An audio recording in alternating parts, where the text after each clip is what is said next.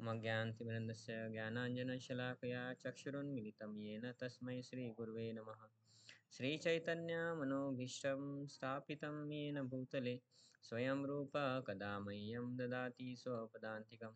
वन्देऽहं श्रीगुरो श्रीयुतपदकमलं श्रीगुरून् वैष्णवां च श्रीरूपं सागरजातं सहगण रघुनाथान्वितं तं सजीवं साद्वैतं सावधूतं परिजनसहितं कृष्णचैतन्यदेवं श्रीराधाकृष्णपादान् सहगण ललिता श्रीविशाखान्वितां च नमो विष्णुपादाय कृष्णपृष्ठाय भूतले श्रीमते भक्तिवेदान्तस्वामिनिति नामिने। नमस्ते सारस्वते देवे गौरवाणी प्रचारिणे निर्विशेषशून्यवादी पाश्चात्यदेशतारिणे। नमो महावदन्याय कृष्णप्रेमप्रदायते कृष्णाय कृष्णचैतन्यनामिने गौरतुषे नमः। हे कृष्ण करुणा सिन्धु दीनबन्धु जगत्पते गोपेश गोपिकान्त राधाकान्त नमोऽस्तुते। तप्तकाञ्चन गौराङ्गी राधे वृन्दावनेश्वरी वृषभानुसुते देवी प्रणमामि हरिप्रिये। वाञ्छाकल्पतरुभ्यश्च कृपा सिन्धुभ्येव च पतितानां पावनेभ्यो वैष्णवेभ्यो नमो नमः। जय श्री कृष्ण चैतन्य प्रभु नित्यानंद श्री अद्वैत गदाधर श्रीवासादि गौर भक्तवृंद। हरे कृष्णा कृष्णा कृष्णा हरे हरे हरे राम राम राम हरे हरे। मूकं करोति वाचालं पङ्गुं लङ्घयति गिरिं यत्कृपातमहं वन्दे श्रीगुरुदीनतारिणम्। हरे कृष्णा। तो अभी हमारे 12 सप्ताह हो गए और आज 13वां है। लेकिन आपने अगर देखा होगा, आपके पास नोट्स होंगे ना। हाँ, तो एक बार आप खोल के देखिए 13 में कुछ पढ़ने के लिए है क्या, देखिए आप एक बार। है कुछ? नहीं है। 13वां सप्ताह क्या है? तो एक गैदरिंग है कि समझे कि अभी प्राणनाथ प्रभु का ये भक्ति वृक्ष है, मैं ले रहा हूँ। प्राणनाथ प्रभु एक और जगह किधर भक्ति वृक्ष ले रहे होंगे, या अलग अलग भक्त का अलग अलग भक्ति वृक्ष है। तो 13 सप्ताह मतलब क्या है? आज अगर हमारा 13वां सप्ताह होता तो हम प्राणनाथ प्रभु बाकी जो भक्ति वृक्ष लेने वाले लीडर्स हैं उनको लेके आएंगे, उनको हमारे भक्तों से इंट्रोड्यूस कराएंगे कि ये भी मंदिर के भक्त है, सीनियर ड्यूटीज है, ये भी भक्ति वृक्ष करते हैं, प्रचार करते हैं। और उनको कुछ 10-15 मिनट बोलने के लिए बोलेंगे। कुछ अलग अलग भक्ति वृक्ष के 2-3 भक्ति वृक्षों को कंबाइन भी कर सकते हैं और एक बड़ा फिश रख सकते हैं। ऐसा वो प्रोग्राम रहता है। कुछ ड्रामा या कुछ नाटक उसमें होता है, या कुछ नया कुछ करते हैं।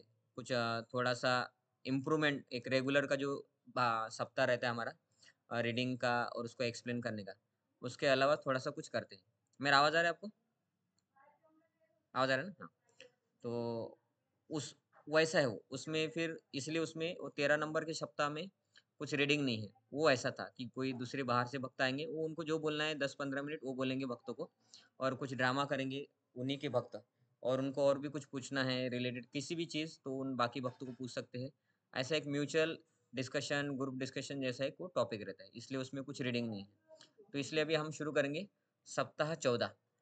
ये 14 नंबर के सप्ताह में अभी है बताने के लिए। तो ये जो, एक मिनट, ये दिखा नहीं रहा।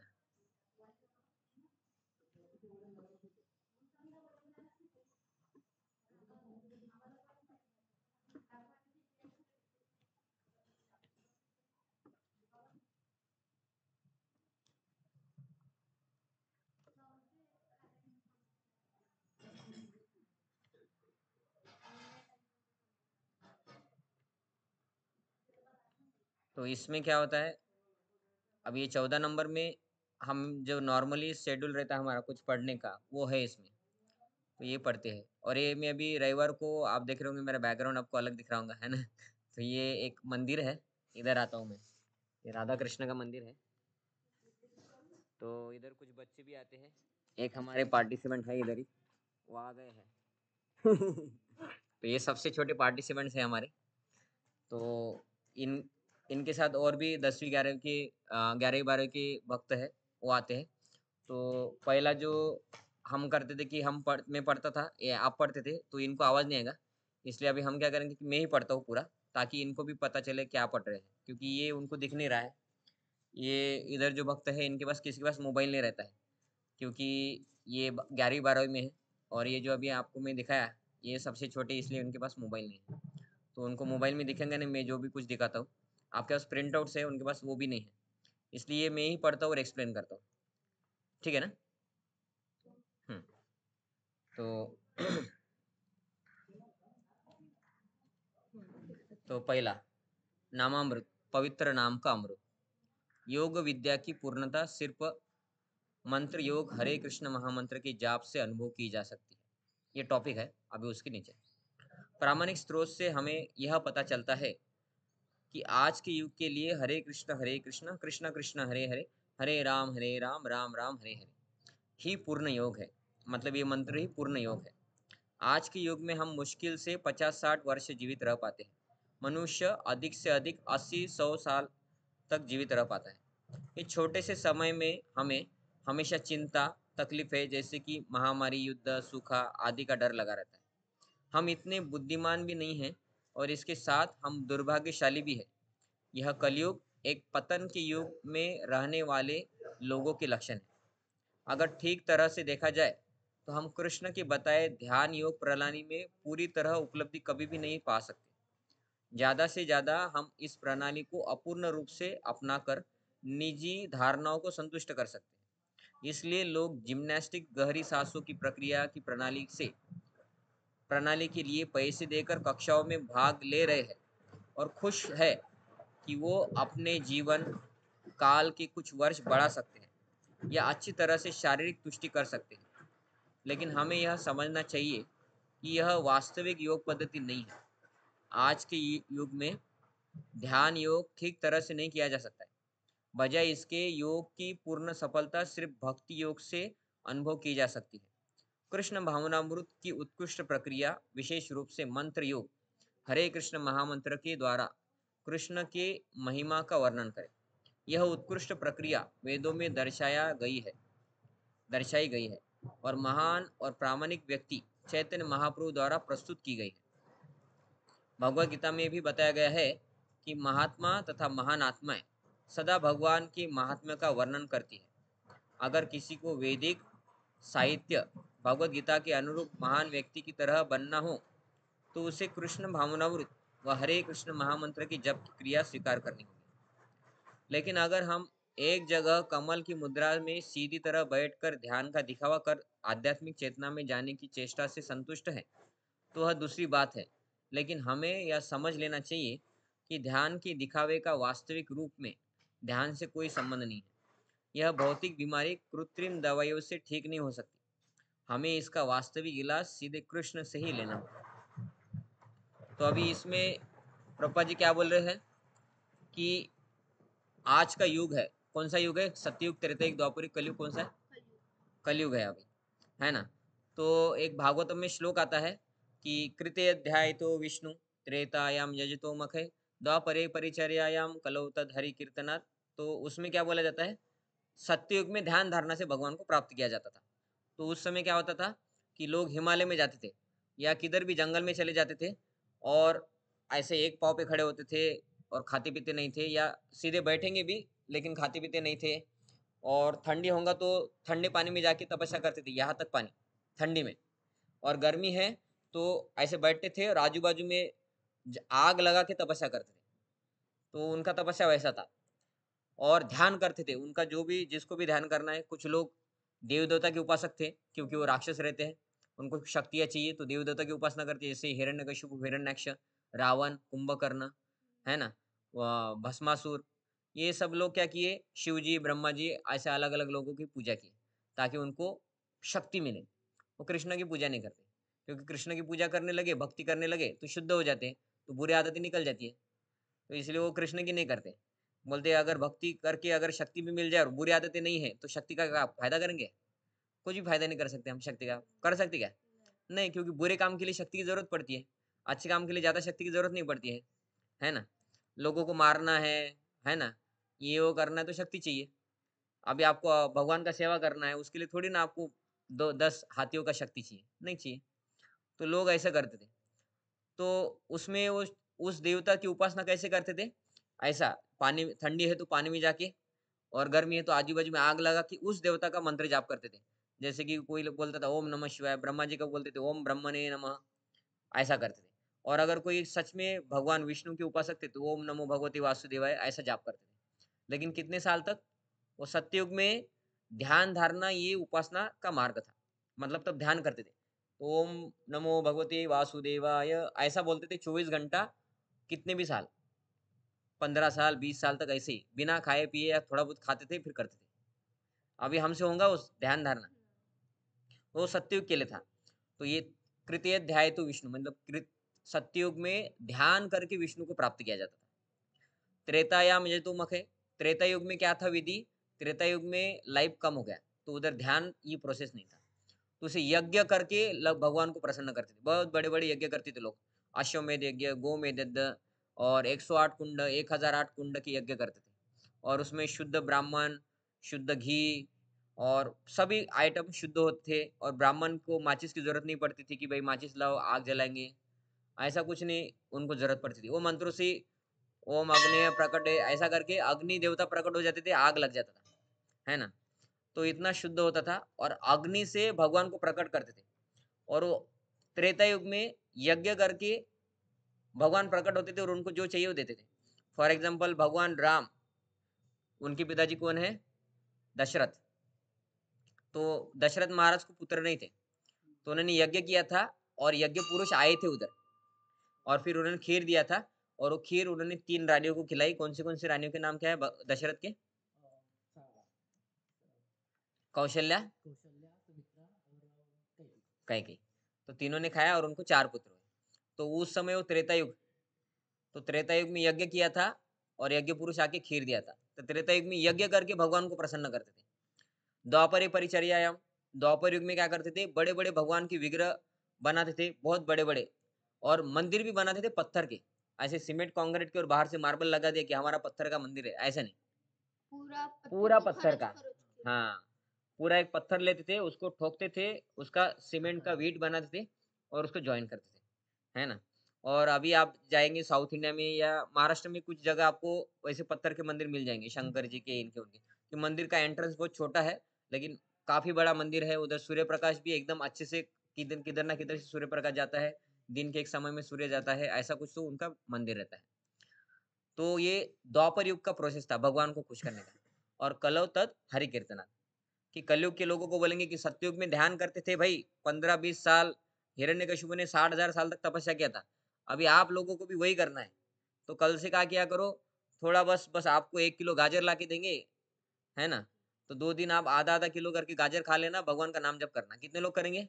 आप में से ऑनलाइन में कितने लोग करेंगे? एकनाथ प्रभू करसाल का तुम्ही? है ना? कि एक आधा किलो गाजर आज खाना है, आधा किलो कल और दिन भर भगवान का नाम जप करना है, वो हिमालय में जाके। उधर स्वेटर नहीं, सॉक्स नहीं, टोपी नहीं, कुछ नहीं। हीटर भी नहीं, कुछ नहीं। और उधर ऐसा नहीं कि गर्मी हो रही थोड़ा काढ़ा लेके आओ, चाय लेके आओ, है ना? थोड़ा सिगरेट पिएँगे अंदर गर्मी करने के लिए, ऐसा कुछ नहीं है। जंगल में प्राणी आएगा, तो वो खा लेंगे आपको, तो आप मर जाएँगे। कुटिया-वुटिया बनाना है तो बना लो, है ना? ऐसा नहीं कि भई सीमेंट के घर बना के उसमें तपस्या करेंगे, ऐसा भी नहीं। तो कितने लोग करेंगे अभी? तो ध्यान अभी सतयुग का प्रोसेस नहीं है।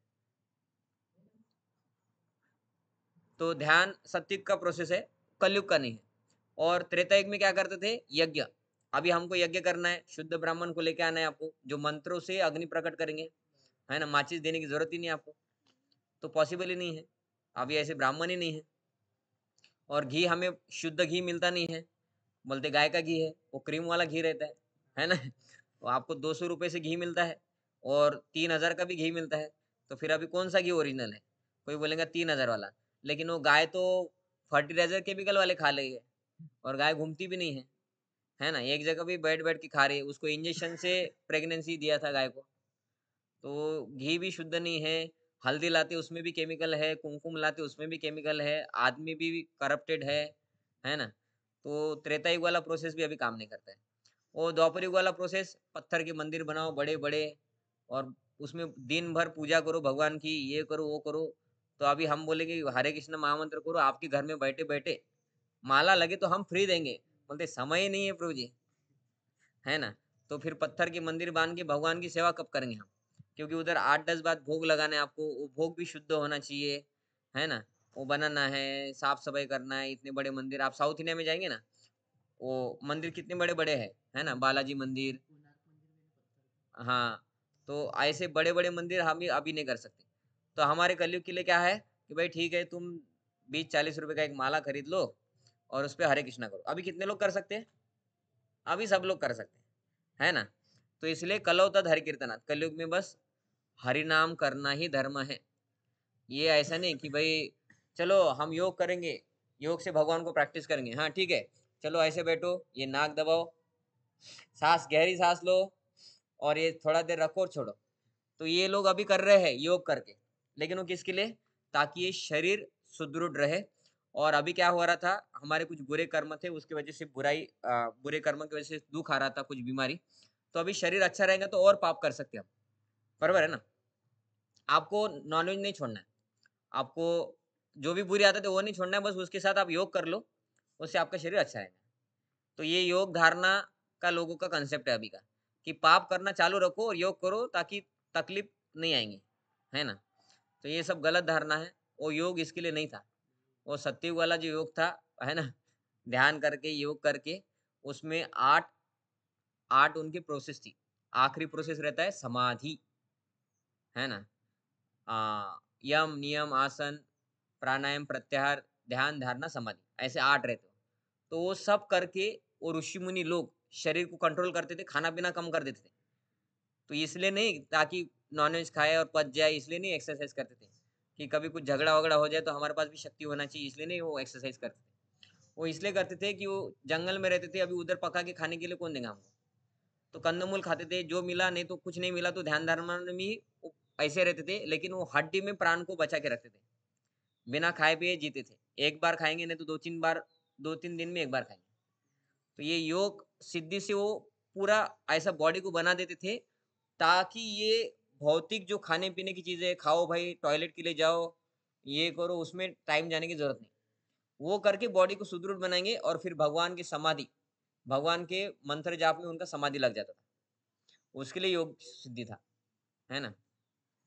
तो इसलिए अभी अभी के जो लोग बोलते हैं योग, ये वो, इस अभी के लिए कुछ भी नहीं है। अभी हमारा पापा जी बोल रहे हैं हमारा आयुष्य कितना है 50-60 साल, तो कुछ लोग जीते हैं, कुछ लोग थोड़ा ज़्यादा भी जीते हैं, कि 80-100 साल तक जीते हैं। लेकिन 80-100 साल तक जीने वाले लोग क्या-क्या जीवन जीते बताओ? उनका ऐसा-ऐसा जीवन रहता है, हाँ बेटा, है ना? ठंडी लग रही है, थोड़ा चाय लेके आओ, और घर वाले गाली देते, कितने बार चाय पिएँगी, तू मर भी नहीं रही, दवाई के पैसे ज़्यादा हो रहे तुम्हारे, है ना? तो ये 80-100 साल वाले लोगों का जीवन ऐसा है। और जो 50-60 वाले लोग हैं, वो ये करना है, वो करना है, मरने से पहले ये करना है, वो करना है और एक दिन मर जाते हैं। तो हमारा जीवन पूरा किसमें है?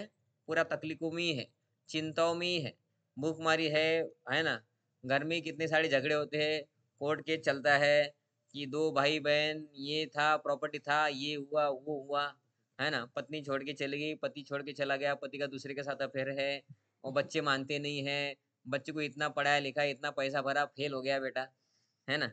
तो ये सब क्या है, ये सब लोगों को चिंताएँ लगी रहती है, कि बेटे की शादी हो गई लेकिन उसकी पत्नी छोड़ के गई, बेटे की शादी हो गई, उसका पति उसको सँभाल नहीं रहा है, डाइवोर्स तक आ गया है। कितना लोगों को चिंता है, कि मेरे बेटे की शादी हो गई, हमने 1 करोड़ खर्चा किया लेकिन बाजू-वाजू लेके 5 करोड़ खर्चा किया, अरे यार! हमारा 1 करोड़ ही खर्चा किया हमने, उसका भी टेंशन, है ना? हाँ, वो कलयुग की है, वो अभी-अभी होके गए ना। हाँ? नहीं, वो संत संत मतलब भक्त थे, ऐसा है। तो प्रभु जी का प्रश्न था कि संत ज्ञानेश्वर, तो वो भगवान के अवतार थे क्या और कब आए? तो अभी वो कलयुग में ही उन्होंने अवतार लिया था, तुकाराम महाराज, नामदेव मुक्ताई, संत ज्ञानेश्वर, ये सब। और वो भगवान के अवतार नहीं थे, वो भगवान के भक्त थे। तो भगवान कौन और भक्त कौन, उनका शास्त्रों में दिया हुआ रहता है। तो ये जितना भी जीवन जीते उसमें सब दुःख वाला ही जीवन है हमारा, है ना? और हम इसमें प्रभुपाद जी आगे बोल रहे हैं कि अगर हम ठीक तरह से देखा जाए तो हम कृष्ण के बताए ध्यान योग प्रणाली में पूरी तरह उपलब्धि कभी भी नहीं पा सकते, क्योंकि हमारा ध्यान ऐसा है, हमारा ध्यान होता है कुछ, है ना, हमारा मन लग ही नहीं पाता है ना, कि अभी हमको बोलेंगे कि ध्यान करना है प्रभु जी, अभी बस, है ना, हिमालय में नहीं जाएंगे, इधर ही ध्यान करेंगे, तो भी हमारा भगवान के ऊपर ध्यान नहीं लगेगा, क्योंकि ये ध्यान कलयुग के लिए है ही नहीं। द्वापर युग में अर्जुन बोल रहा था, चंचल ही मन कृष्ण प्रमाति बलवदृढ़ तस्याहम निग्रह मन्ये वायुरेव सुदुष्कृ, कि मैं वायु हवा को कंट्रोल कर सकता हूँ, लेकिन मन को नहीं कंट्रोल कर सकता। और उसके पास मोबाइल भी नहीं था, फिर भी इतना अनकंट्रोल माइंड है, ऐसा वो खुद बोल रहे हैं, क्योंकि माइंड अनकंट्रोल है ना। तो वो ध्यान प्रणाली अभी के युग के लिए बिल्कुल नहीं है। तो वो ध्यान प्रणाली करेंगे तो कब होगा हमारा ध्यान? समझे कि पहले के लोग क्या करते थे, बहुत पढ़ाई करते थे, है ना, तो मोबाइल नहीं था, एक बार बुक पढ़ ली तो पूरी बुक है ना, तो याद रहता था।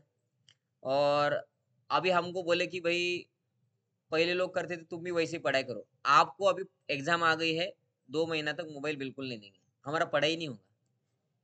अभी आप तो मतलब आपका तो वैसे ही है। अभी इधर कुछ भक्त है, वो 11वीं 12वीं में है, उनके पास मोबाइल ही नहीं है, तो आप थोड़ा इमेजिन कर सकते हैं, गृहस्थ लोग और मैं भी ब्रह्मचर्य, हमारा तो मोबाइल पास में ही रहता है ना, कि 2 साल तक बिना मोबाइल के जीवन, है ना, तो बहुत कठिन है।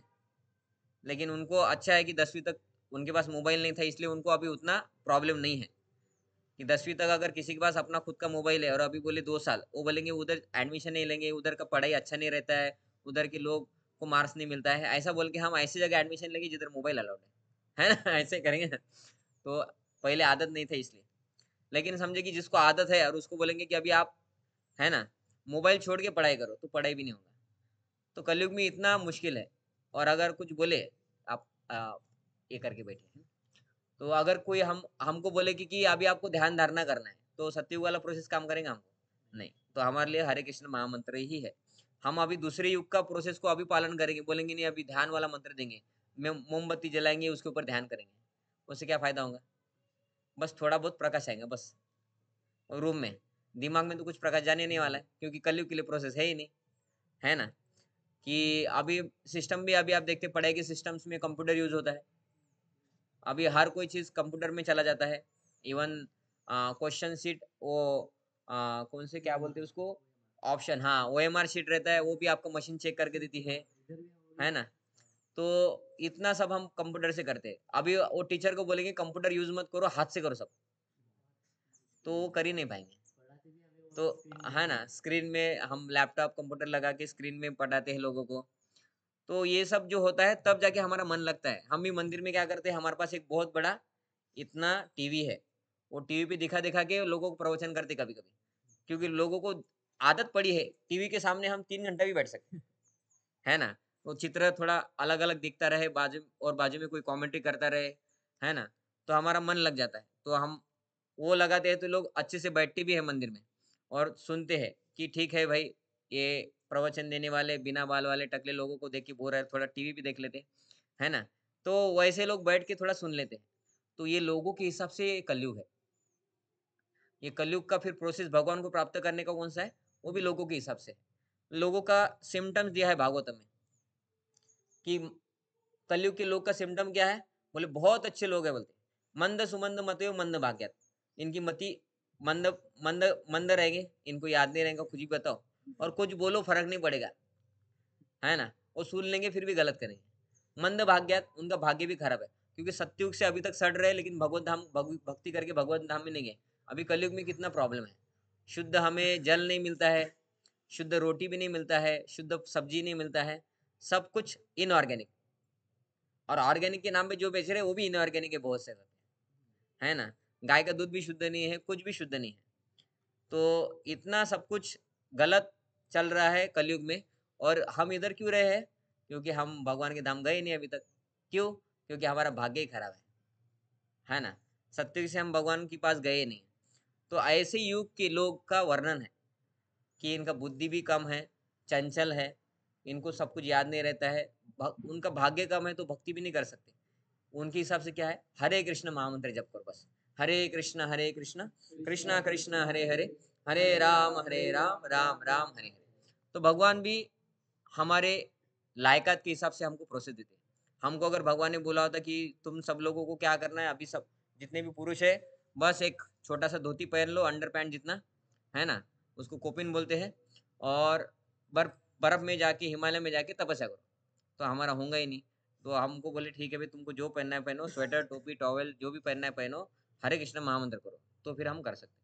लेकिन फायदा तो कम मिलेगा ना, अभी लेवल कम हो गया ना प्रभु जी, तपस्या का लेवल और हरे कृष्ण महामंत्र का लेवल, तो वैसा बिल्कुल नहीं। ये श्लोक का अर्थ क्या है कि कृते ध्यातु विष्णु त्रेतायाम जतुमुखे द्वापरी परिचर्याम कलौ तत् हरि कीर्तना, कि ये चारों विधि अलग अलग युग के लिए है, लेकिन जो सत्ययुग से भगवान विष्णु प्राप्त होते थे, कृष्ण प्राप्त होते, वही त्रेता युग में यज्ञ करके प्राप्त होते थे, और जो यज्ञ करके त्रेता युग में प्राप्त होते थे वही द्वापर युग में बस पूजा करके भगवान को प्राप्त करते थे, और कलयुग में वही हरे कृष्ण महामंत्र से प्राप्त कर सकते। हरे कृष्ण प्रभु जी। और हाँ, हरे कृष्ण प्रभु जी इसका रेफरेंस दे देंगे इस श्लोक का? एक मिनट में बताता आपको।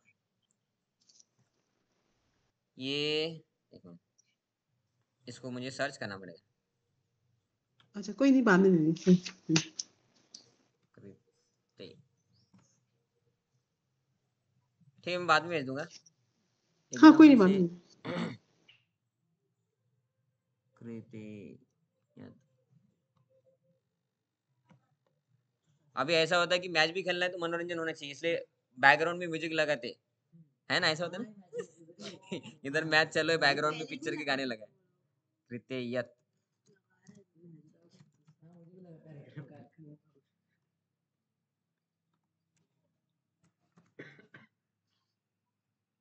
ठीक है, मिल नहीं रहा है माता जी, बाद में भेज दूंगा आपको, ग्रुप पे डाल दूंगा।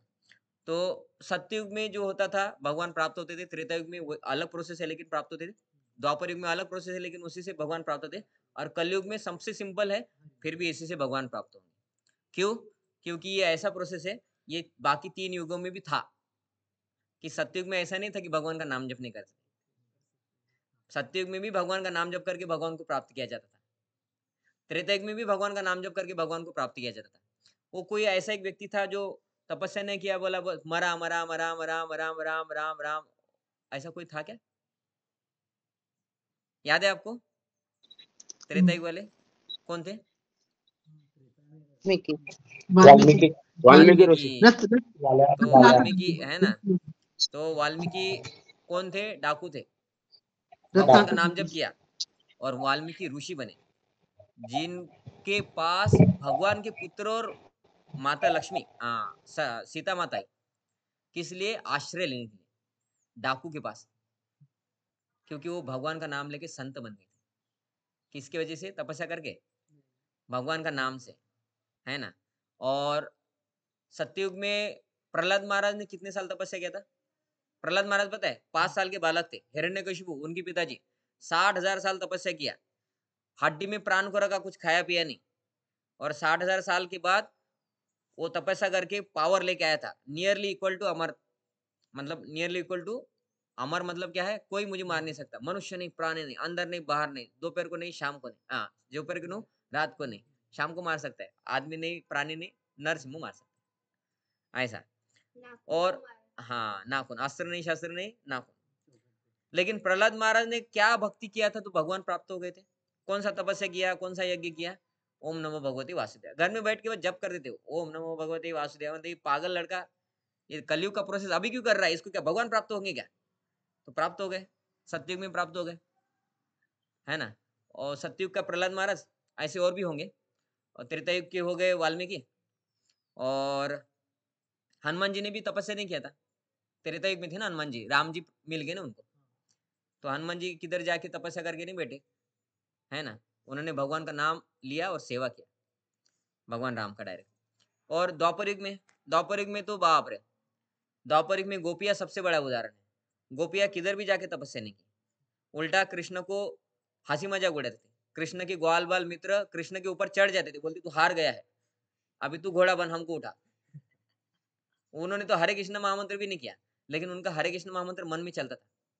रात को उठ के वो उनके जो मित्र थे भगवान कृष्ण के, वो रात को 11 बजे उठ के भगवान के कृष्ण के घर में चले जाते कि अरे कितना लेट हो गया, चलो हमें गाय चराने जाना है।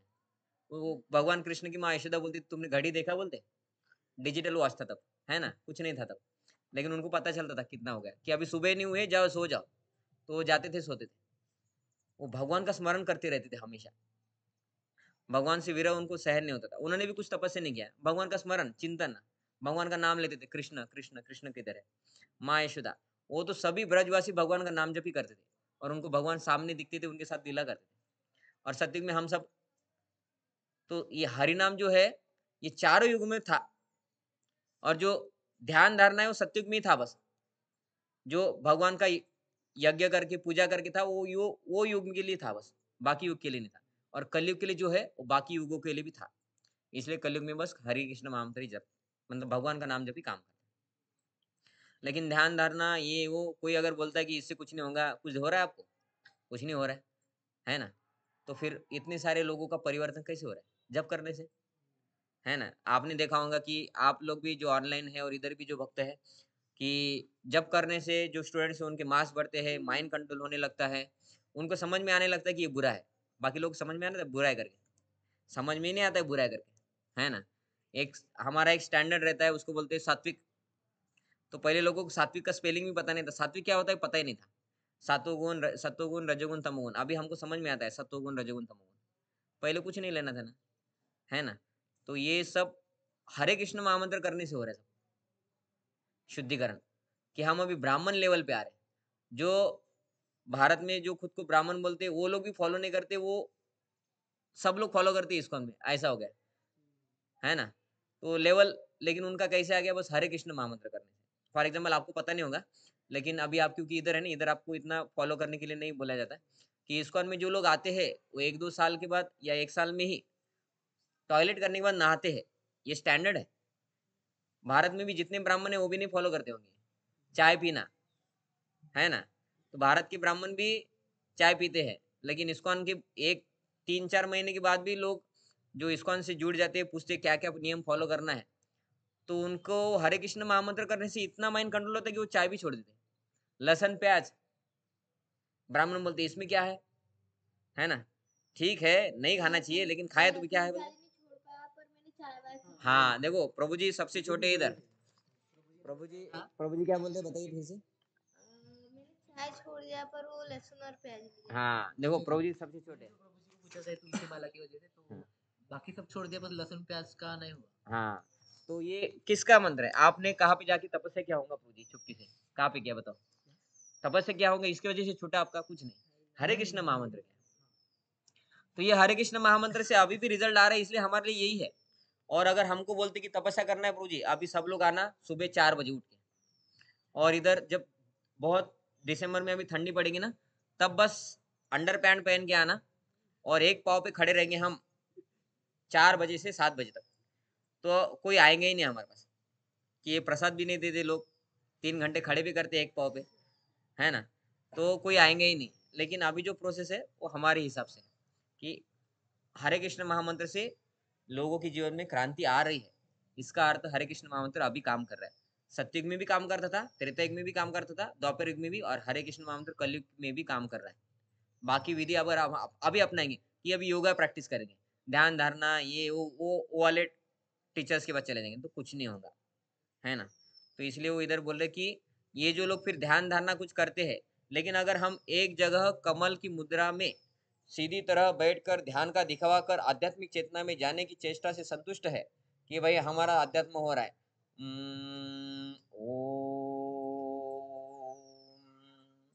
ऐसा लोग करते ना, आपने देखा होगा ना। और फिर बाद में चाय भी खाते हैं, मटन भी खाते हैं, पोर्नोग्राफी भी देखते हैं, अवैध स्त्री संग भी करते हैं, सब कुछ करते हैं। और अभी हम ध्यान करने हैं प्रभु जी, ओम तो भगवत धाम जाएंगे, स्वर्ग लोग भी नहीं जाते। स्वर्ग लोग जाने के लिए 6 क्राइटेरिया बताया है, भागवतम में है।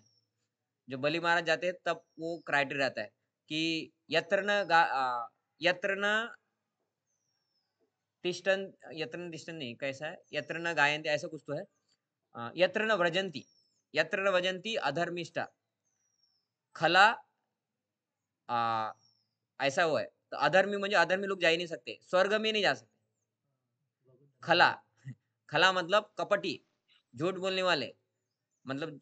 और उसके बाद है काम, कामुक लोग, कि कामुक अभी बच्चों को नहीं समझ में आएगा, आपको समझ में आता है। कामुकता समझ में आता है, लड़की को स्त्री के प्रति अट्रैक्शन और स्त्री को लड़की के प्रति अट्रैक्शन, कामुकता।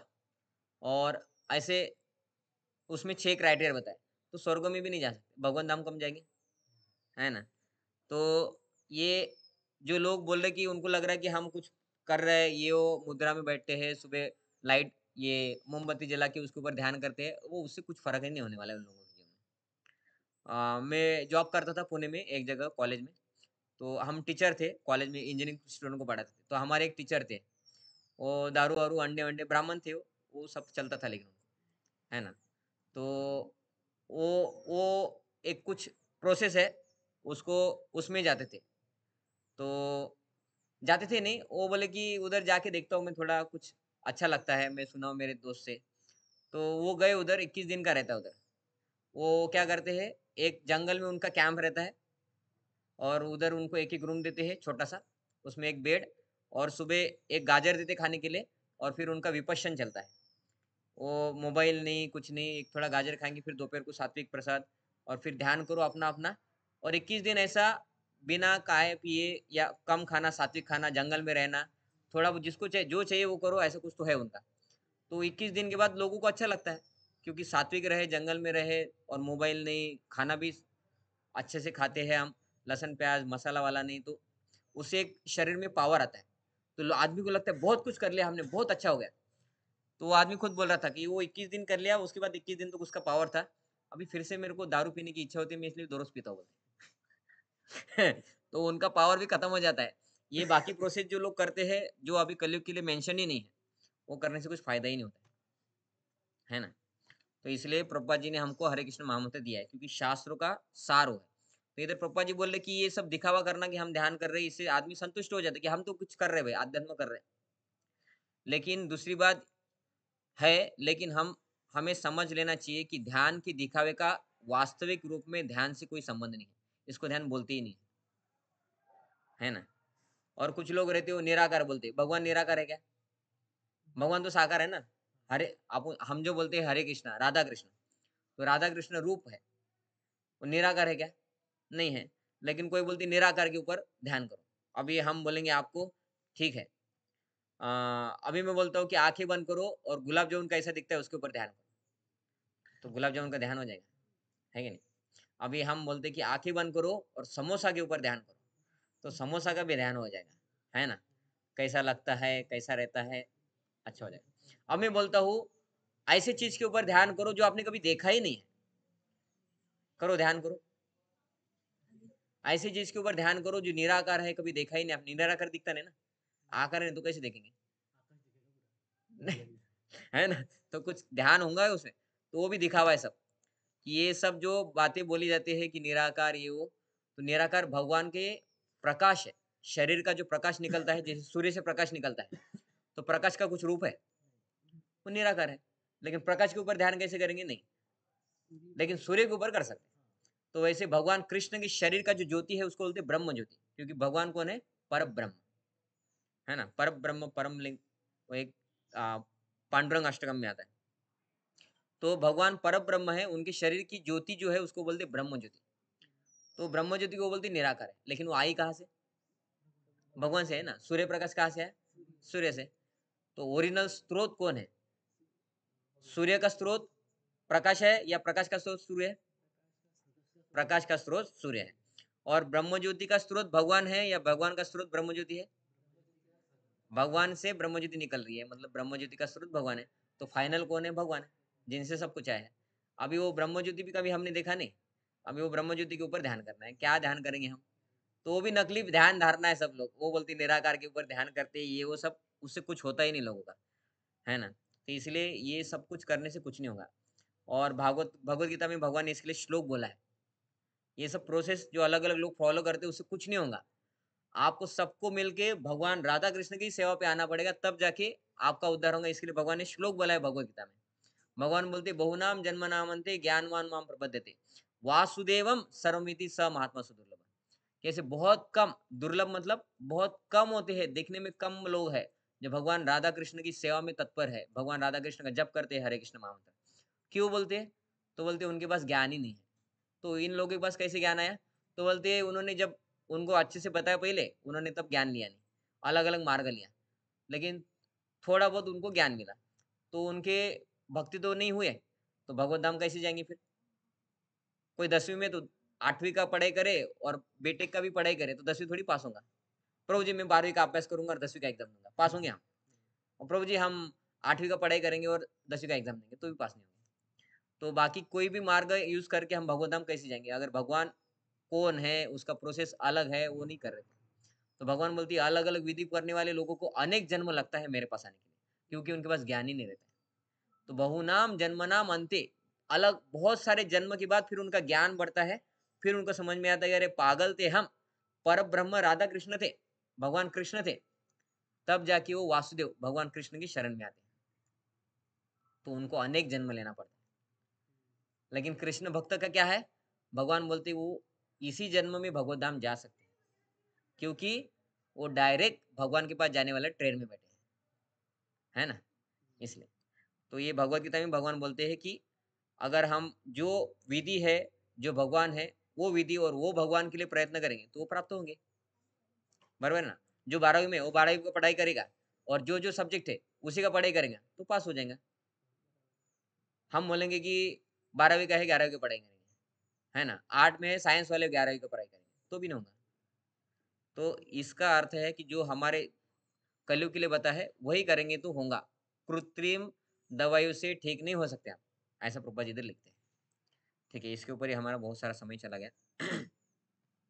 बाद में दूसरा पैराग्राफ ये आध्यात्मिक उन्नति के ऊपर है, वैज्ञानिक आधार, ये पुस्तक का नाम है, उसके ऊपर है। दुनिया के वैज्ञानिकों के दिमाग की सबसे बड़ी बीमारी है कि वे विश्वास ही नहीं करना चाहते कि कुछ सत्य जब तक कि उसे वैज्ञानिक तत्व से सिद्ध न कर दिया जाए। जब एक वैज्ञानिक वक्तव्य देता है और वो अपने वक्तव्य को वैज्ञानिक प्रयोग से सिद्ध करता है, सभी लोग पूरी तरह से सहमत हो जाते हैं और कोई प्रश्न नहीं पूछता। जब हम आत्मा की बात करते हैं तो इन वैज्ञानिकों की यह सामान्य प्रतिक्रिया होती है कि कोई आत्मा की उपस्थिति कैसे सिद्ध कर सकता है, क्योंकि वो मशीन या यंत्रों के साथ कार्य करने में बद्ध है। अतः उन्हें आश्चर्य होता है कि क्या आत्मा को वैज्ञानिक प्रयोग से सिद्ध किया जा सकता है, जबकि वैज्ञानिकों का यह मानना पड़ेगा कि उनके वैज्ञानिक जगत में भी ऐसे बहुत से तथ्य हैं जिसे प्रयोग से सिद्ध नहीं किया जा सकता। वास्तविकता तो यह है कि आत्मा के लिए आत्मा है, लेकिन इसकी उपस्थिति समझने के लिए हमें सही व्यक्ति श्री कृष्ण या भगवान और उसकी प्रतिनिधि जो आध्यात्मिक गुरु परंपरा में है उनसे ही ज्ञान लेना चाहिए। तो इधर प्रभुपाद जी क्या बोल रहे कि साइंस है ना, तो वो कुछ बोलता है तो हम प्रश्न उठाते कुछ, है ना, कि भाई आपके घर में वाईफाई लगाएंगे और कितना इंटरनेट का स्पीड देंगे, कितना बोलते हैं 100 MB/सेकंड,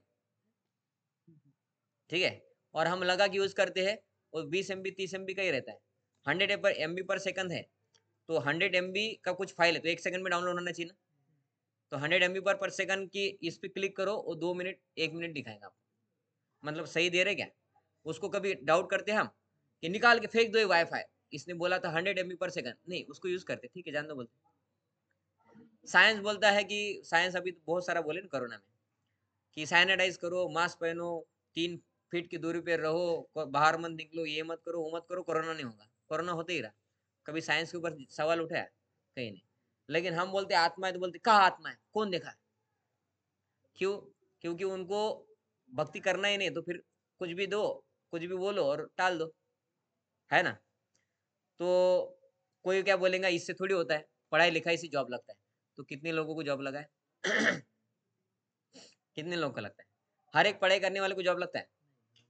जो पास हो गया भाई कि इंजीनियर हो गया, अभी एक एक साल में कितने इंजीनियर पास होते हैं मुझे भी नहीं पता, 10 लाख के ऊपर होते हैं, लेकिन तो उतना वैकेंसी ही नहीं रहता है।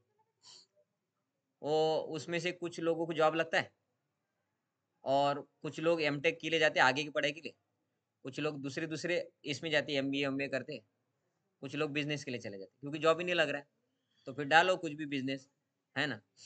और कुछ लोग बैठे हुए रहते जॉब लगेगा तब लगेगा बोल के, न्यूज़पेपर देखते इधर उधर, एमपीएससी यूपीएससी के लिए लगते फिर 2-4 साल ऐसे निकल जाएंगे, लोगों को बोली भी नहीं पढ़ाई कर रहा है करके, जॉब ही नहीं लग रहा है ना। तो फिर पढ़ाई करना छोड़ दिया हमने क्योंकि जॉब ही नहीं लग रहा है ना। 100% रिजल्ट है क्या? 100% रिजल्ट है, तो फिर छोड़ देना चाहिए ना पढ़ाई। डॉक्टर लोग कितना करप्शन कर रहे हैं, है ना, बहुत सारे डॉक्टर करप्शन, तो डॉक्टर के पास जाना छोड़ देना चाहिए। करते हम नहीं, लेकिन आध्यात्म में हम सवाल उठाते हैं हर चीज पे, कुछ भी बोला तो ये हरे कृष्ण महामंत्र क्या सच में करेंगे क्या? ओ, वो हो तो नहीं रहा, हमारा तो नहीं हो रहा है ना, तो वो लोग ठीक से नहीं करते इसलिए नहीं हो रहा है। तो इधर कोई प्रश्न करता नहीं, किधर साइंस में, कि वो दिख रहा है कि नहीं हो रहा है। 5G है लेकिन 5G का स्पीड आता ही नहीं है। 5G के लोगों ने मोबाइल खरीद के रखे, इंटरनेट भी रेंज भी मार, कुछ भी करो लेकिन होता ही नहीं है ना। तो ये वैज्ञानिक जो बोलते हैं उसको हम आंखें बंद करके एक्सेप्ट करते हैं, और अध्यात्म कुछ बोलता है तो लोग उसको आंखें बंद करके रिजेक्ट करते कि है ही नहीं करते। खोल के थोड़ा पढ़ो, शास्त्र पढ़ो, थोड़ा पालन करके देखो, तब समझ में आएगा। क्योंकि इतने सारे लोग हैं जिन्होंने पालन किया है, उनको फर्क पड़ा है कि नहीं, और वो 100% पड़ा है। वैज्ञानिकों जैसा नहीं है कि घर में रहो कोरोना नहीं होगा, हो गया कोरोना, है ना, सैनिटाइज करो नहीं होगा, हो गया फिर भी, है ना।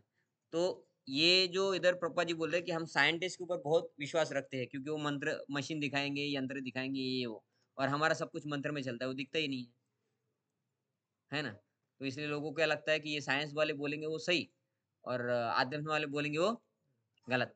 ये एक प्रकार का हमको ट्रेंड किया है, प्रोग्राम किया है कि ऐसा ही रहता है ना, छला हुआ है ना, कि कोई धार्मिक में कैसा रहता है कि अभी पिक्चर में हमको दिखाया जाता है ना, वो पीके ओ माय गॉड जैसे पिक्चर में दिखाया जाता है कि भगवान के मंदिर बनाते हैं लोग, और उधर जो भी पुजारी रहते हैं या हिंदू धर्म वाले जो भी पुजारी या संत रहते हैं वो सब चिटर रहते हैं, ऐसे दिखाते हैं पिक्चर में।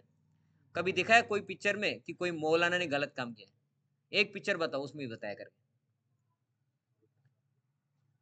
है ना, नहीं दिखाते। क्रिश्चियन का कि किसी पादरी ने, फादर बोलते उसको, है ना, हिंदी में पादरी बोलते हो, तो फादर ने गलत काम किया और ये किया वो किया, ऐसा कुछ किया, कुछ दिखाते कभी? लेकिन हिंदू धर्म के बारे में बहुत बोलते हैं कि गलत साधु होते, सभी गलत साधु होते, है ना, और उनका बोलना है सभी गलत होते। और पिक्चर, ऐसी पिक्चर निकालने वाले लोग ही कितना गलत कर रहे हैं, उनके लोग हिट करके देते है ना। तो ये एक प्रकार का ट्रेनिंग है, लोगों को आध्यात्म की तरफ जाने ही मत दो, उनको गलत आदत में लगाओ, क्योंकि गलत आदत में लगेंगे तो उनका पैसा खर्च होगा ना, बराबर है ना। तो ये सब ट्रेनिंग मतलब ये प्रोग्राम है, इस प्रकार से लोग काम भी करते हैं। तो ये साइंटिस्ट लोग भी अध्यात्म के ऊपर लोगों को विश्वास करने में मदद नहीं करते, दूर लेके जाते हैं, क्योंकि मशीन से नहीं दिखता इसलिए काम नहीं होता। अभी हरे कृष्ण महामंत्र कहाँ दिख रहा है ना, गाते तो हम दिख रहा है किसी को, लेकिन फर्क कर रहा है कि नहीं, कि लोग इतने सारे लोग कितना सब कुछ छोड़ के अच्छे आदमी बन रहे हैं, और अच्छा आदमी बनने के लिए कोई मशीन नहीं है, माँ बाप भी नहीं बना सकते, है ना। माँ बाप भी बच्चों को नहीं सुधार सकते, वो हरे कृष्ण महामंत्र ने सुधार दिया, साधु लोगों ने सुधार दिया, बस प्रवचन से। वो इनको कुछ इंजेक्शन नहीं दिया, मारा पीटा नहीं, है ना, कुछ इनके ऊपर कुछ मंत्र ऐसा झाड़ फूक नहीं किया, फिर भी हो गए बस मंत्र से। आगे वो बोलते हैं, अभी हमारे पास समय कम है तो मैं आपको शॉर्ट में बता दूं इसमें क्या करते हैं। तो इसमें वो बोल रहे हैं डार्विन के बारे में, दूसरा पैराग्राफ में, कि डार्विन ने क्या बोला। अभी आपके पढ़ाई में है डार्विन, है आपके इसमें कि अभी है आपकी इसमें? हाँ, अभी भी है, 10 में था नहीं कि अभी की जो अभी आप कौन से क्लास में? 5th, okay. तो अभी के इस सिलेबस में नहीं होंगे शायद, है क्या? ओके। और वो हम बंदर से आए वो है अभी भी सिलेबस में? Okay okay. तो उसके बारे में इसमें बोला है कि डार्विन क्या बोलता था कि आ, भालू था, भालू उसको जमीन पे खाने के लिए कम पड़ा, तो उसको पानी में मछली दिखी तो वो पानी में उतरा और व्हेल बन गया, और तब से कुछ भालू जमीन पे है और कुछ व्हेल बनना शुरू हो गया। हिरन थे, वो जमीन पे थे, घास कम थी तो ऊपर मान उठाते थे, इसलिए उससे जिराफ बन गए। तो उससे पहले बस जिराफ नहीं थे, हिरन ही थे, उसके बाद जिराफ बन गए। तो ये सब गलत है, और वो खुद बोलता है। और ये भी बोला है कि मछलियां बाहर निकल के एनिमल, हाँ, मछलियां बाहर निकल के एनिमल बन गई, और उसमें वो बोलता है कि ये सब जो मैं सिद्धांत लगा ये अनुमान के ऊपर भी है, और उसके ऊपर लोग विश्वास करते हैं, और हालांकि ये सिद्ध हुआ ये सब गलत है करके। फॉरेन में ये सिखाते नहीं है कि बंदर से आए, क्योंकि अभी क्यों फिर बंदर आदमी नहीं बन रहे? अभी बन रहे हैं, अभी भी बंदर है और आदमी भी है ना? तो इसके बारे में बोलते कि अभी डीएनए वो वाला नहीं रहा। तो क्यों नहीं रहा? वो जरूरत तो है पता। कि नहीं? देखो बंदर को भी जरूरत है ना आदमी जैसा बने करके, अभी भी जरूरत है, तब भी जरूरत थी, तो फिर क्यों नहीं बन रहे बंदर? तो ये सब नकली नकली हमको पढ़ाया जाता है, ये बताने के लिए कि आप भगवान से नहीं आए। समझ में आया? क्योंकि तुम्हारा शास्त्र क्या बोलता है? सब कुछ भगवान कृष्ण विष्णु से आया है। नहीं, हम अमीबा से आए हैं। तो प्रभु जी अमीबा कहाँ से आया? वो अपने आप तैयार हो गया, है ना? भगवान से नहीं आया, एक बॉम्ब फूटा था तब पृथ्वी तैयार हुई। प्रभु जी बॉम्ब किसने बनाया और फोड़ा किसने? है कि नहीं? और फूटने के बाद जो है वो उद्ध्वस्त होता है, अपने आप कैसे जीवन तैयार हो गया? ये सब ट्रेनिंग दिया गया हमको, ताकि विश्वास ना रखो भगवान के ऊपर, ये सब नकली रहता है। तो ये सब ट्रेनिंग, ये साइंटिस्ट लोग, ये लोग, बाकी धर्म के लोग, ये हमको ऐसा ट्रेन करते हैं, पिक्चर बना के हमको ट्रेन करेंगे, हिंदू सब बदमाश, है ना? उनके साधु सब बदमाश, हिंदू धर्म पालन करने वालों को कुछ फर्क नहीं पड़ेगा। हमारा धर्म देखो, है ना? पूरी दुनिया में आतंक बस हमारा ही तो धर्म करता है ऐसा कभी नहीं बोलेंगे, है कि नहीं? तो ये सब हमको ट्रेनिंग इसलिए दिया ताकि भगवान के ऊपर विश्वास ना रखे लोग। तो प्रभुपाद जी इधर दिखते कि आखिरी इसमें बताते प्रभुपाद जी कि वो लोग बोलते कि अलग अलग प्रजाति यहाँ से शुरू हुई, अमीबा से, इससे उससे, लेकिन उस समय में भी दिखाई पड़ता है वो स्ट्रेटोस्फीयर बोलते हैं। स्ट्रेटोस्फीयर क्या बोलते हैं? जमीन के नीचे नीचे जाते हैं ना, एक एक लेयर रहता है जमीन के नीचे। ये जो लेयर है, ये 1 लाख साल पहले वाला लेयर है भूमि का, ये उसके वाला 10,000 साल पर हुआ। तो उनका बोलना है कि ये जब शुरू हुआ, उससे पहले ये लोग नहीं थे, मनुष्य बंदर से शुरू हुआ, लेकिन वो दिखाई पड़ा कि यहाँ पे बंदर थे, आदमी थे, यहाँ पे भी बंदर और आदमी थे, यहाँ पे भी बंदर आदमी थे। इतना ही नहीं, बंदर, आदमी, मोर, अस्वल, हिरन, ये सब कुछ थे। तो उससे वो प्रूव हुआ कि ये सब गलत है लोगों का। ऐसा नहीं कि अमीबा से सब कुछ है और ये इतने साल पहले, उससे पहले जो जमीन के अंदर है अवशेष, उससे समझ में आया कि तब भी सब कुछ था। और ये कहाँ से है? तो भगवान से है। और अभी भी इधर प्रभुपा जी बोलते कि उसे यह नहीं पता था कि सारी जातियां सृष्टि के शुरुआत से ही है। सभी जातियां सृष्टि की शुरुआत से, क्योंकि बहुत सारे संशोधन भी हो गए कि द्वारका कितने साल पुराना है? 5,000 से भी ज्यादा, क्योंकि द्वापर युग का एंड 5,000 साल पहले हुआ, और द्वापर युग का कालावधि कितना था? 8,64,000 साल। तो अभी से 5,000 साल से भी पुराने वाले अवशेष है अभी भी द्वारका में। वो प्रूव करता है कि सनातन धर्म तब भी था, और तब भी लोग सीमेंट के घर बना के रहते थे। तो फिर बंदर से आदमी बना, और फिर उसने वो हथियार बनाना शुरू किया, अग्नि का शोध लगा, ये सब गलत हो गया ना? प्रभु जी पर हमको इसके खिलाफ कौन भड़का रहा है? उसके पीछे ऐतिहासिक लोग रहते हैं, जो इतिहास को रचना करते हैं, वो भी ये चाहते हैं कि ये लोगों को भड़का क्या बोला था आपने शब्द? अ, छलावा। ये लोगों को भड़काए, ऐसा वो छलावा कर रहे हैं हमारे साथ, ताकि ये लोग आध्यात्म में ना लगे। पर वो क्यों चाहते कि हम अंदर में जाएं? उनको पैसे मिलते हैं वो सब करने के लिए। हम्म। ये हायर लेवल का पॉलिटिक्स रहता है कि कोरोना कैसे है उसके लिए भी पॉलिटिक्स हुआ था, वो अलग बात है। तो उसमें प्रभुपाद जी बोलते कि यह पता, उसे यह नहीं पता था, किसको? डार्विन को, कि सारी जातियां सृष्टि की शुरुआत से ही है। जैसे भगवान कृष्ण के वक्त भी मोर थे, इसलिए भगवान मोर पंख पहनते थे ना, है ना? और उससे पहले भी प्राणी थे, कि अगर आप साउथ इंडिया में जाएंगे तो उधर नरसिंह भगवान जो पिलर से निकले, तो पिलर अभी भी है, और उसका एज भी है कि वो लाखों साल पुराना है। तो वो कैसे हो गया फिर? हाँ, साउथ इंडिया में है वो, अभी मुझे याद नहीं है, साउथ इंडिया में है, आप इंटरनेट में सर्च करेंगे तो मिलेगा आपको। मुझे नाम नहीं याद है अभी। प्राणनाथ प्रभु है हमारे, वो जाते उधर, तो वो पिलर अभी भी है। तो इतने सारे अवशेष है जो हमारे शास्त्र में बोला है, वो सब अवशेष है कि वो इतने साल पुराना है करके, है ना? तो ये जो बताया जाता है वो सब गलत है, ऐसा बोल रहे हैं। मोटा उदाहरण देखें तो प्राचीन मिस्र की पिरामिड में जो जातियां दिखाई गई है वो बिल्कुल उसी तरह जैसी कि आजकल। इसी प्रकार कितने ही समय से मोर के रंग बिरंगे पंख कृष्ण के आध्यात्मिक शीश पर विराजमान है, जैसे कि आज भी आज की जाति के मोर के। अपने कमजोर ज्ञान से डार्विन ने यह निष्कर्ष निकाला कि कुछ जाति विकास के क्रम में विलुप्त हो गई है, जो कि पूर्ण रूप से गलत है ना। वो बोला कि कुछ जाति अभी पूरी गायब हो गई है और अभी जो नई बनी वो पहले नहीं थी। तो मोर भी नहीं था, फिर तब कैसे भगवान मोर पंख पहनते थे? तो इसके बारे में प्रभुपाद जी इधर बोलते हैं। ठीक है, तो इधर थोड़ा प्रश्न है, मैं ही प्रश्न का उत्तर भी दे देता हूँ क्योंकि समय भी ये हो गया, थोड़ा ज़्यादा हो गया। हाँ, प्रभु जी आएंगे, वो आपके लिए प्रसाद लेके आए।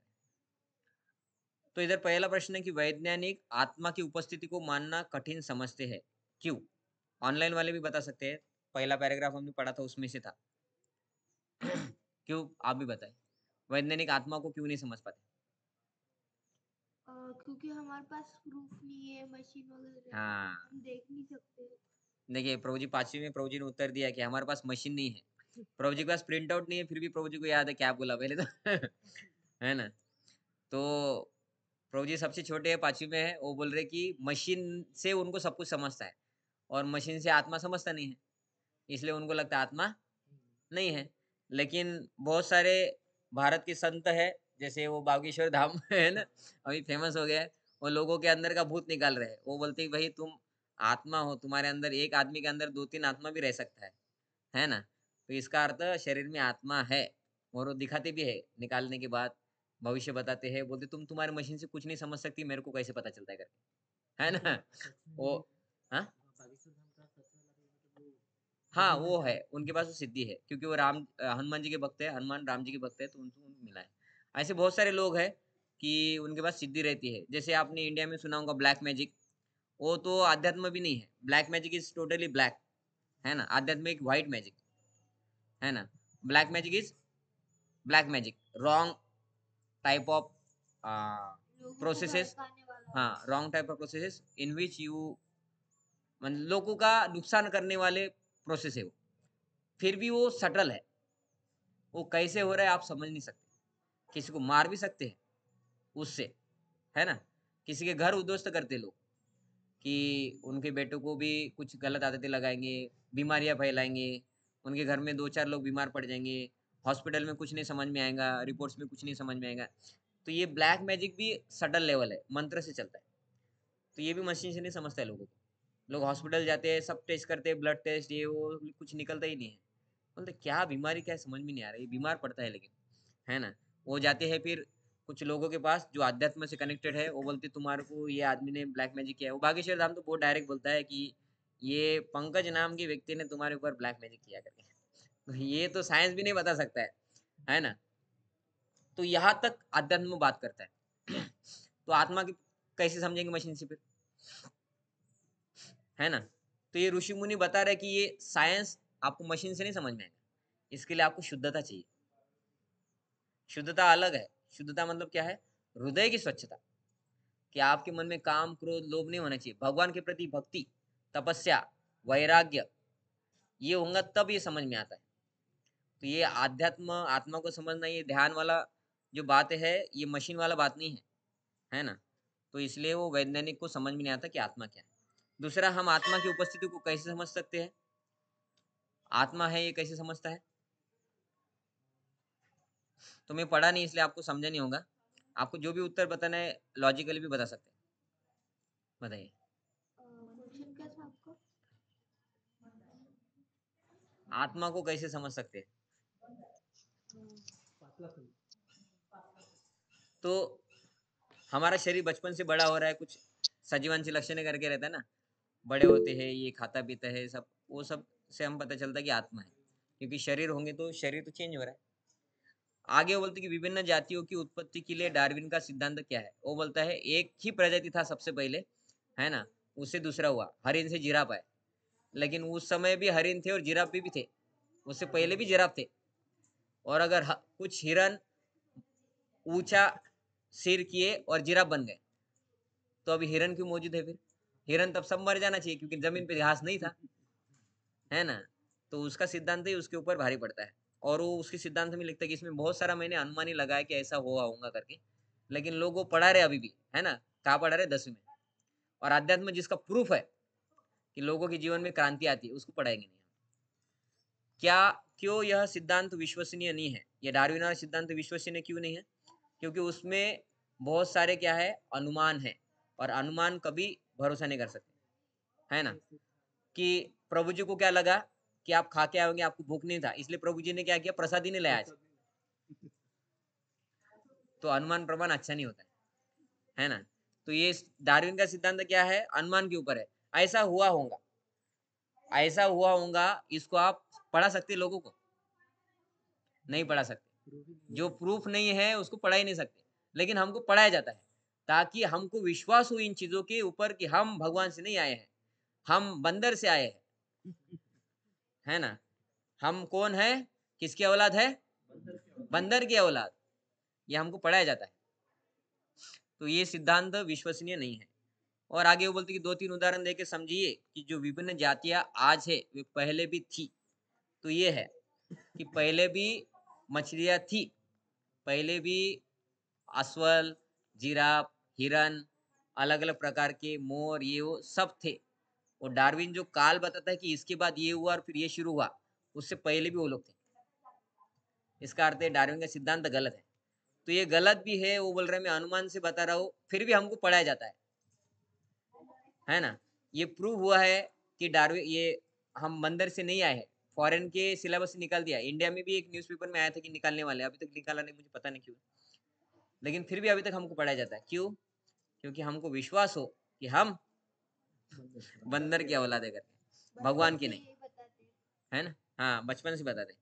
क्योंकि हमारा धर्म धर्म क्या बोलता है, सनातन धर्म, विठो बा, हम विठल जी से आए हैं, विठोबा, विठल हमारे बा है, बाप है। तो वो बोलते नहीं, अमीबा, विठल से नहीं आए हम, अमीबा से आए हैं, है ना? तो ऐसा वो लोगों को बुलाने के लिए उन्होंने सब कुछ ये फिलोसफी तैयार किया है। और ये आप और भी बड़े होंगे तो शिष्यार्थकम वाले डायरेक्ट नाम लेते हो, ऐतिहासिक लोग। आपने देखे हो कभी वीडियो? हाँ, वो दिल्ली में कुछ लोग हैं, इतिहास जो रचना, पूरे भारत में जो इतिहास अलग अलग स्टूडेंट्स को पढ़ाया जाता है, उसमें इंडिया के कुछ लोग हैं बड़े बड़े, उनको बोलते हैं ऐतिहासिक लोग। उन्होंने पूरा इतिहास हमारा पढ़ाया नहीं है। शिवाजी के दादा के नाम क्या था?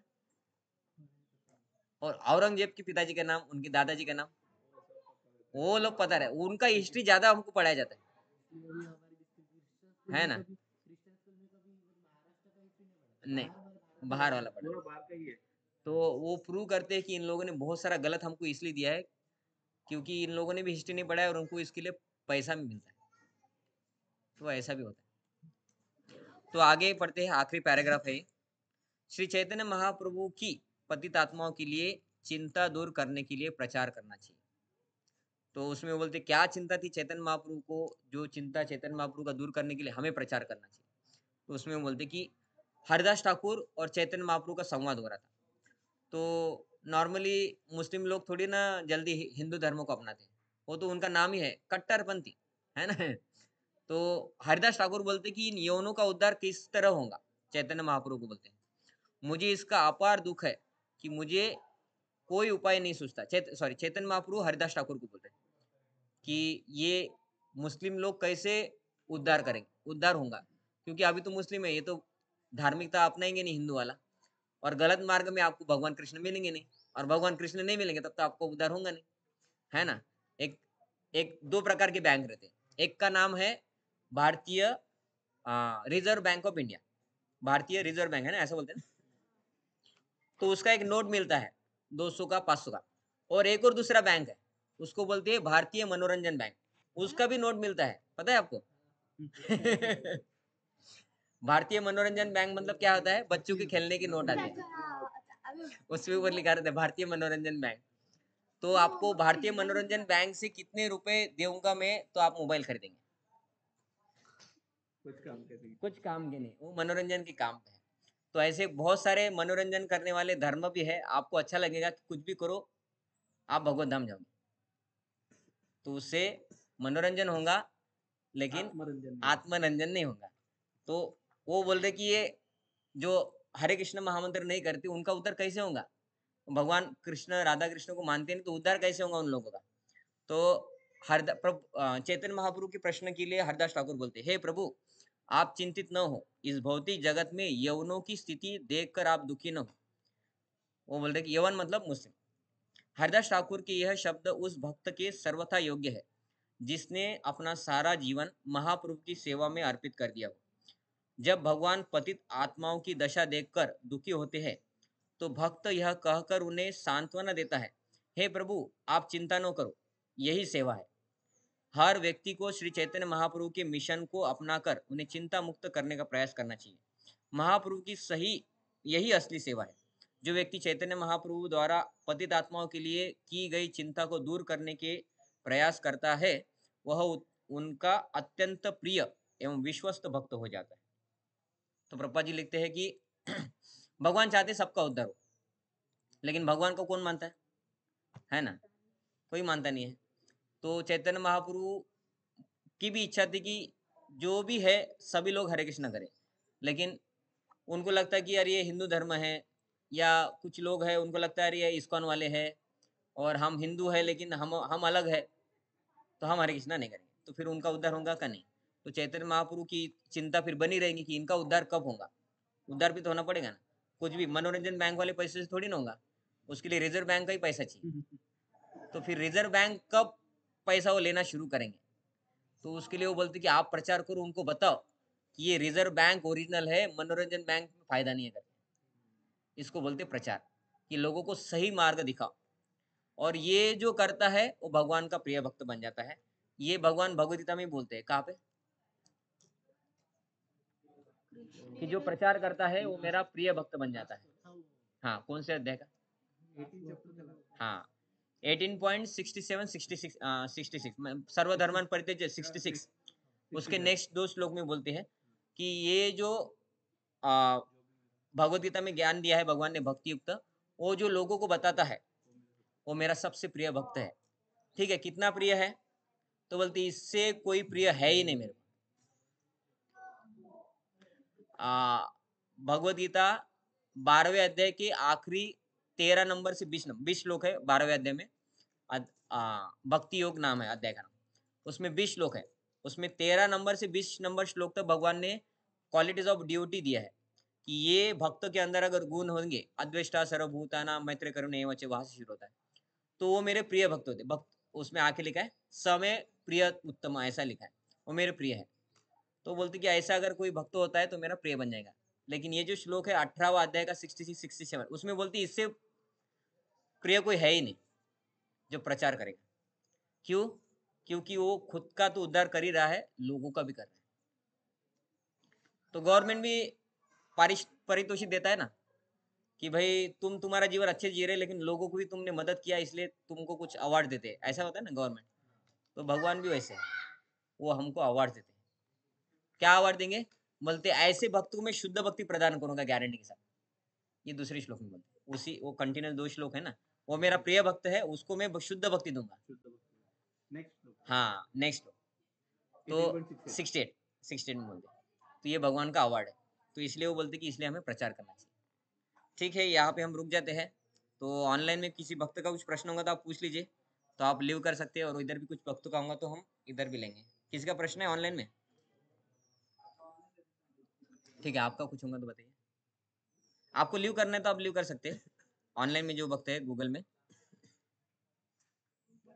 तो मैं इसीलिए एक उनको सभी बच्चों को बताया, जैसे ये इन तीनों को रिप्रेजेंटेटिव बनाना सोच रहा था, और उनको बताया कि आप भी उसके ऊपर थोड़ा सा बल दीजिए।